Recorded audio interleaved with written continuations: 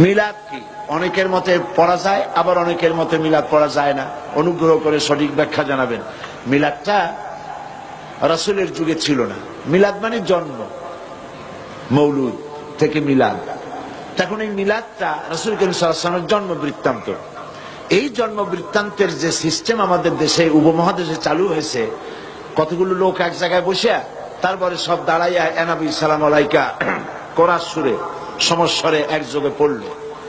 এইটা রাসূলের যুগে ছিল না, এটা সাহাবায়ে কেরামের যুগে ছিল না, এটা তাবিঈনদের যুগে ছিল না, এটা তাবিঈনদের যুগে ছিল না। এখন আপনারা মনে করেন যে কোন জিনিসে খুব সওয়াব আছে এমন কোন জিনিসকে রাসূলুল্লাহ আমাদেরকে জানান নাই, সাহাবায়ে কেরাম আমাদের জানান নাই। আপনারা কি এই ধরনের বিশ্বাস করবেন? এরকম বিশ্বাস করবেন? যাতে সওয়াব আছে রাসূলুল্লাহ সব আমাদের জানাইছেন, সাহাবায়ে কেরাম আমাদের সব জানাইছেন। তো মিলাদে যদি সওয়াব থাকতো তো রাসূলুল্লাহ বললেন না কেন?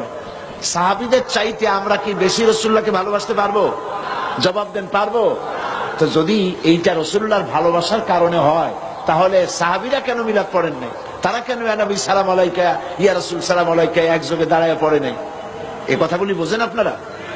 রাসূলের যুগে নাই, সাহাবীদের যুগে নাই, তাবিঈনদের যুগে নাই, তাবিঈনদের যুগে নাই। রাসূলুল্লাহর ইন্তেকালের 600 বছর পর মিলাদ আবিষ্কার হয়েছে। এইরকম একটা সুস্পষ্ট বিদআত মুসলমানদের পালন করা উচিত নয়।